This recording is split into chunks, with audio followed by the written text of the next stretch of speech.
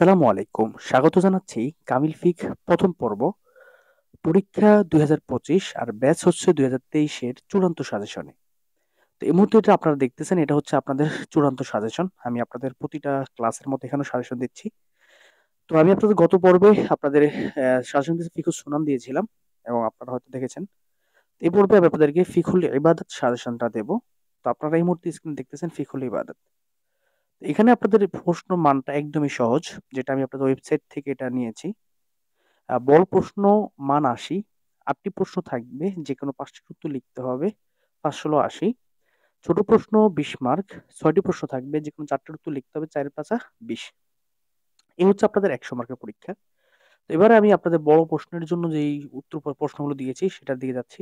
তো তার আগে আমি আপনাদের একটা কথা বলি, যে এই যে প্রশ্নগুলো আছে এগুলো কিন্তু আপনাদের নতুন সিলেবাসের অন্তর্ভুক্ত, এগুলো আপনাদের গাইড পাবেন না। তো আপনাদের কথা চিন্তা করে আমি সারা উত্তরপত্র রেডি করেছি। আমার এখানে যে প্রশ্নগুলো আমি দিয়েছি, যেগুলো 100% কমন প্রশ্ন, তো সেখানের উত্তরগুলো আপনারা কোনো গাইড যেহেতু নেই, আমি আপনাদের কথা চিন্তা করে উত্তরপত্র প্রস্তুত করেছি। মানে আমি এগুলোর উত্তর লিখেই রাখছি। আপনাদের যদি কারো লাগে সেটা অবশ্যই আপনারা আমাকে 01836677342 নাম্বারে মেসেজ করলে, হোয়াটসঅ্যাপ একটা ফি আছে 520 টাকা, এটা দিলে আমি আপনাদের নতুন সিলেবাসের 4 সাবজেক্ট যেটি, সেই 4 সাবজেক্ট যে 4 সাবজেক্টের গাইড নাই সেগুলোর উত্তরপত্র আমি পাঠিয়ে দেবো। ঠিক আছে? তো চলুন আমি আপনাদেরকে পড়ায় দিচ্ছি বিষয়টা কি এখানে। বড় প্রশ্ন মান ৮০, ৮টি প্রশ্ন থাকবে, যেকোনো ৫টির উত্তর লিখতে হবে, ৫ ষোলো ৮০। তো প্রথম প্রশ্ন হচ্ছে ইমাম বুরহানুদ্দিন বুরগিনানি রহমতুল্লাহ আলাই, ইনি হচ্ছেন হেদায়ার লেখক। আপনাদের যেটা সিলেবাস, হেদায়ার লেখক, এর জীবনী বিস্তারিত লেখক। তারপর হচ্ছে হেদায়ার বৈশিষ্ট্য, লেখার মানহাজ, ফিকহের কিতাবের মধ্যে তার অবস্থান চিহ্নিতকরণ পূর্বক তার পরিচয় দাও। তাহারাত কাকে বলে, কোনোদয় এবং টাকনুদয় অজুর ধৌত করার কারণের অন্তর্ভুক্ত কিনা, মতনিক্য সহ আলোচনা করো। অজু কাকে বলে, অজুর ফরজ কয়টি ও কি কি, অজু ভঙ্গের কারণ এবং উহার সুন্নতগুলো দলিল সহ লেখো। তায়াম্মুম কাকে বলে, উহার ফরজ কয়টি ও কি কি, দলিল শরীয়তের মাধ্যমে তার মাশরুইয়ত সাব্যস্ত করো, অর্থাৎ কোরআন হাদিস ইজমা কিয়াসের মাধ্যমে এটি যে শরীয়ত সিদ্ধ এটা সাব্যস্ত করো। ৬ নং হচ্ছে মাসিহ কাকে বলে, মোজার উপর মাসি করার হুকুম কি, মোজার উপর মাসি করার পদ্ধতি ও সময়সীমা ইখতিলাফ সহ উল্লেখ করো। তারপরে সলাৎ কাকে বলে, নামাজের শর্ত ও রক্ষণগুলো উল্লেখপূর্বক নামাজের মুস্তাহাব এবং শুরু ও শেষ সময় বর্ণনা দাও। ৮ নং হচ্ছে আজান ও ইকামত কাকে বলে, উহার হুকুম কি, কখন ও কিভাবে আজানের প্রচলন কি হয়, বিস্তারিত লেখো। মুসাফির কাকে বলে, সফরের সময়সীমা কি, মুসাফিরের নামাজ বিধান স্পষ্ট বর্ণনা করো। ১০ নং হচ্ছে জুমার নামাজের পরিচয় দাও, জুমা ওয়াজিব এবং তা আদায় হওয়ার শর্ত কয়টি ও কি কি, বিস্তারিত লেখো। ১১ নং হচ্ছে জাকাত কাকে বলে, উহা কখন কোথায় ফরজ হয়, জাকাতের ব্যয়ের খাত এবং উহা ওয়াজিব হওয়ার শর্তগুলো বর্ণনা করো। ১২ নং হচ্ছে জাকাতের পরিচয় দাও, উহা অতঃপর স্বর্ণ ও রূপের জাকাতের নেসাব ও মিকদার দলিল সহ উল্লেখ করো। ১১ নং হচ্ছে রোজা কাকে বলে, তা কত প্রকার ও কি কি, উহার বিধান বিস্তারিত আলোচনা করো। ১৪ নং রোজা কাকে বলে, রোজার ভঙ্গের কাজা ও কাফারা কখন ওয়াজিব হয়, বিস্তারিত আলোচনা করো।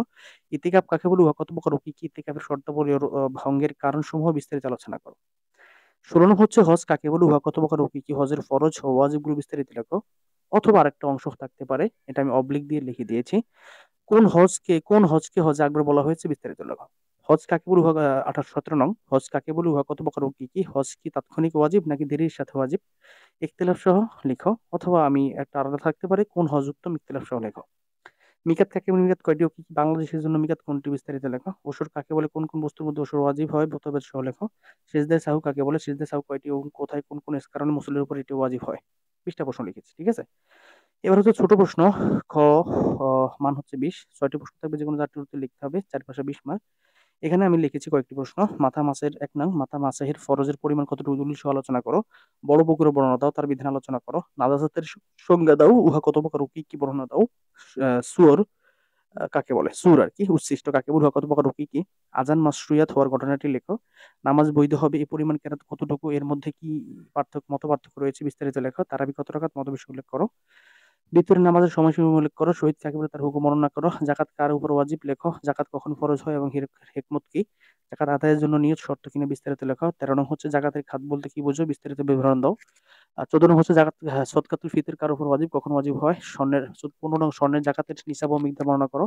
16 নং হজ ও উমরা কাকে বলে, উভয়ের মধ্যকার পার্থক্য বর্ণনা করো। 17 মুহরিমের জন্য কি কি কাজ নিষিদ্ধ বর্ণনা করো।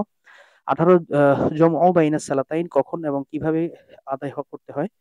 ১৯ নং তাওয়াফ সদর কাকে বলে, এটা কার উপর ওয়াজিব এবং কার জন্য ওয়াজিব, বর্ণনা করো। ২০ নং উমরা কাকে বলে, তার হুকুম বর্ণনা করো। এবং ২১ নং হাদি কাকে বলে, তার হুকুম বর্ণনা করো। ২২ নং হেরেমি গাছ গর্তন করলে তার হুকুম কি। ২৩ নং কঙ্কর নিক্ষেপের নিয়ম ও সংখ্যা বর্ণনা করো। 14 সাফা মারা সাই করা নিয়ম বর্ণনা উল্লেখ করো। 15 হজের মাকরু কাজ বর্ণনা করো।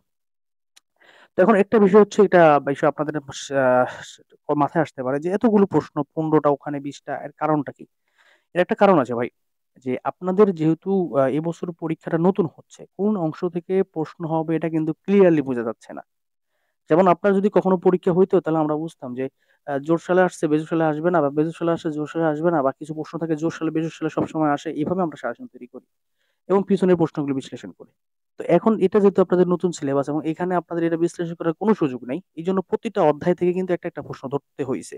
তো প্রত্যেকটা অধ্যায় থেকে একটা প্রশ্ন ধরতে হয়েছে এই জন্য, কারণ এখান থেকে যদি দিয়ে দেয় তখন আমরা কি করবো? এই জন্য প্রত্যেকটা প্রশ্ন থেকে একটা একটা প্রশ্ন ধরেছি, যার কারণে দেখা যায় প্রশ্ন অনেক হয়ে গেছে। তো যাই হোক, আমি আপনাদের আবারও বলছি, এই যে প্রশ্নগুলো দেখতেছেন এই প্রত্যেকটার উত্তর আমার কাছে আছে লেখা আকারে, যেটা পিডিএফ আকারে আমি আপনাদেরকে দেবো। যদি আপনাদের লাগে আপনারা আমার একটা নাম্বার আছে এখানে আমি দিয়েছি নাম্বারটা, 01836677342 নাম্বারে স্ক্রিনশট নিয়ে নেন। এই নাম্বারে আমি আপনাদের যেখানে, এই যে এখানে আমি দেখতেছি, এই নাম্বারে আপনারা যদি হোয়াটসঅ্যাপে মেসেজ দেন তাহলে আমি আপনাদের উত্তরপত্রটা পাঠিয়ে দেবো। ঠিক আছে? 342, হ্যাঁ, পাঠিয়ে দেবো 4টা সাবজেক্ট। এটা আপনাদের 4টা সাবজেক্ট আমার কাছে পাবেন। তো এই ছিল আজকের সাজেশন। আশা করি এটা আপনাদের জন্য একটা ফাইনালি একটা সাজেশন হবে। ইনশাআল্লাহ এখান থেকে কোনো অ্যান্সার মিস যাবে না। আর আগামী পর্বে আমি আপনাদেরকে উলুমুল উসুলুল ফিকহ প্রথম পত্র বিষয় কোড 631103 এই বিষয়ের সাজেশন দেবো ইনশাআল্লাহ। তো আপনারা সবাই ভালো থাকেন, সুস্থ থাকেন, অবশ্যই আমার সাথে থাকেন। সবাই ভালো থাকবেন। ফি আমানিল্লাহ।